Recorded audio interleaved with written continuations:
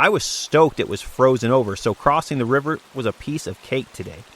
And I didn't know what to expect given the unusually warm December we've had in the ADK this year, but it was frozen and we all walked over it one at a time. And we walked up the stream about another 20 feet or so before heading back into the woods, still on a marked trail, and at this point it was time to begin climbing. Hello, elevation gain. I mean, after all, we're hiking mountains, right? Whew. Oh yeah. Once crossing the river, you just climb and climb. Forgot what it's like to breathe in the cold, too. Nice and powdery on the trail, though. No need for snowshoes, though. It's not that deep. But oh yeah, the heart is pumping, as are the legs. And the sun is showing itself. But I believe from the river to Wallface Ponds is around 1,000 feet of gain. And then once from the pond up to the summit of Macnaughton is over 800 feet of gain in half a mile. So that would be steep, very steep. Yeah, we got the McIntyre Range up above behind us, looking very nice.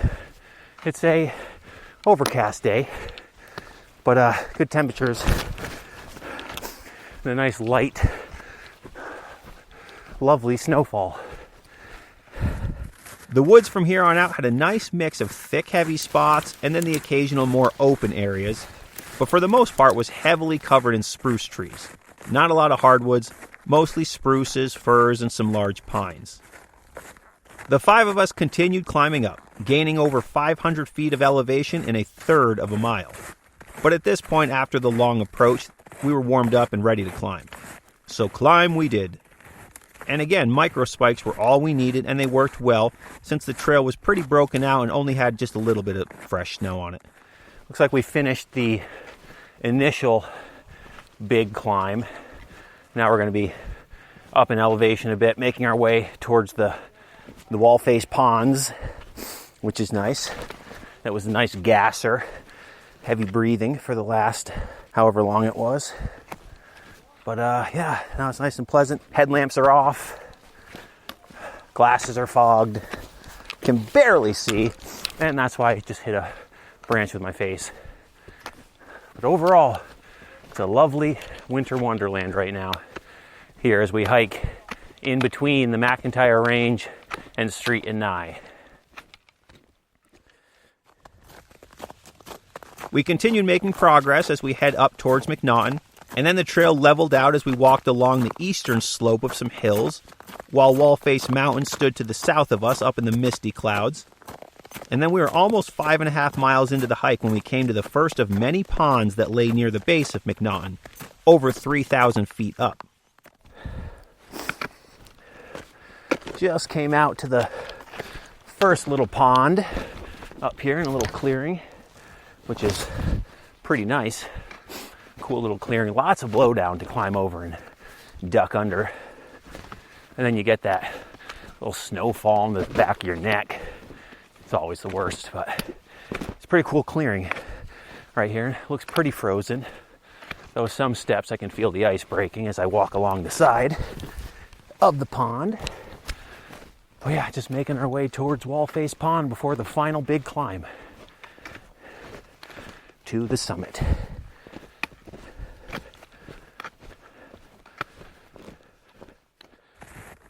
This was a cool area as we navigated along the ponds, and since it was winter and the ponds were frozen, we went over the ponds.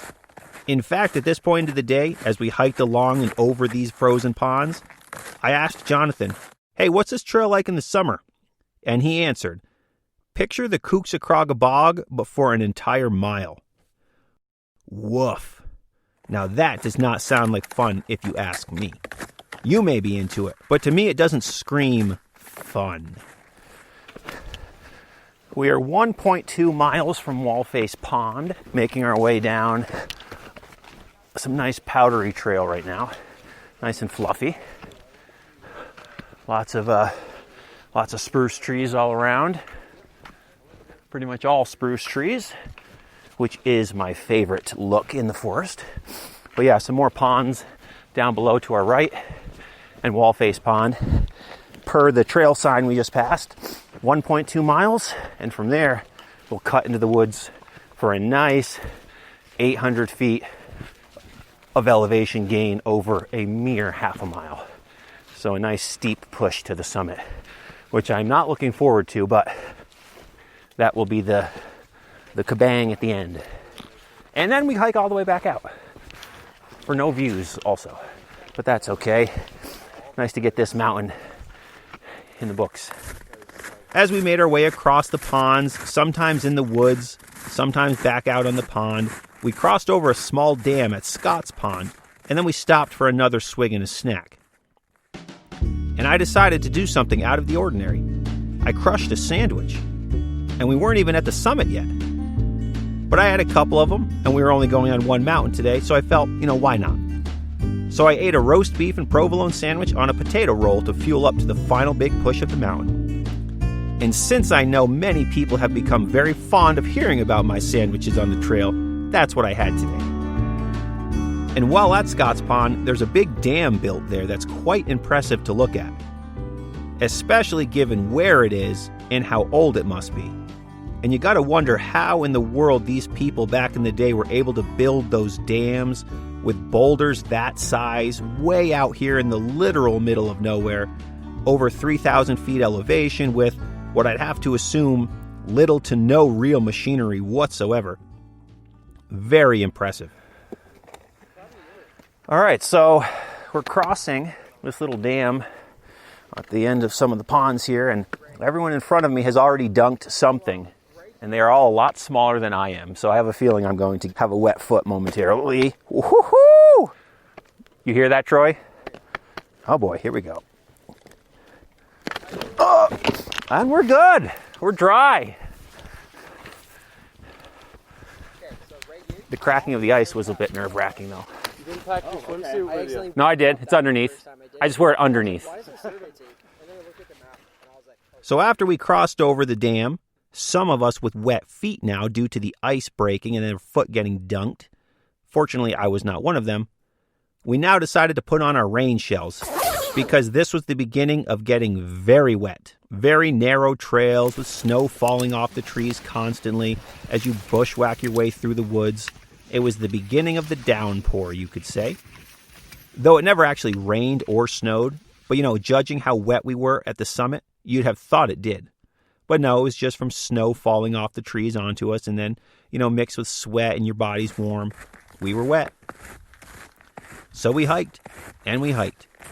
And then we came to the infamous Wall-Face Pond, a very nice-sized pond, frozen of course, sitting over 3,100 feet elevation up at the base of McNaughton. This pond was, in my opinion, the highlight of the day as well. I'm not really sure why, but to me a large body of water like this, so far up and this far back, while McNaughton towers above it, it was just really cool. It is 9 a.m. We are 6.7 miles in, 3.5 hours into the day, and we are at Wall-Face Pond. So we're going to stop for a little break and prepare for the big push to the summit. Over 800 feet of gain in half a mile. It will be steep. But yeah, so far so good. The day is nice and clear and quiet. Clear in the sense of weather. Very quiet. No wind. Very cloudy though. Damp. The trail getting up to Wall-Face as you're going through the ponds. Very narrow. And on a wet day, you're going to get very wet and snowy like we did today. But yeah, take a quick break and then head up. Here we go. But we walked around the pond on the way up, in the woods, and then bushwhacked around it. However, on the way back, we saved a good 20 minutes and sent it straight across the frozen water. And once again, one of the benefits of winter hiking when the conditions allow. You can't always walk across the water. But fortunately for us, it was totally frozen over. The Wall-Face ponds consist of 3 different ponds: Wall-Face Junior, Senior, and Mini, as they're called. And if you're looking at a topography map, listening to this next section will make a lot of sense. So after the official Wall-Face Ponds trail ends, at the end of Wallface Senior, the big one, you have two options. In the summer, you can continue left through the woods and you can cross over the river that connects the second largest and the largest ponds, Wall Junior and Wall Senior. What we did on our ascent, however, was cut through the small forest that connects Wallface Mini, the smallest of the three ponds, and Wall Senior, the largest of the three ponds. You have to cross this clearing, which in the summer is marshy and tough, but today, frozen and easy, so that was solid. The goal here, and again makes sense if you're looking at a map, is to get to the brook drainage coming down McNaughton on the other side of the ponds. And then once at that drainage, the plan was to follow the drainage straight up, where we would then take a southeast bearing once the drainage was gone, and we would at that point be on the shoulder heading directly up to the summit. That was the plan. However, as we were hiking up, everyone in good spirits, we got slightly off course a bit from what we had planned, but nothing too major.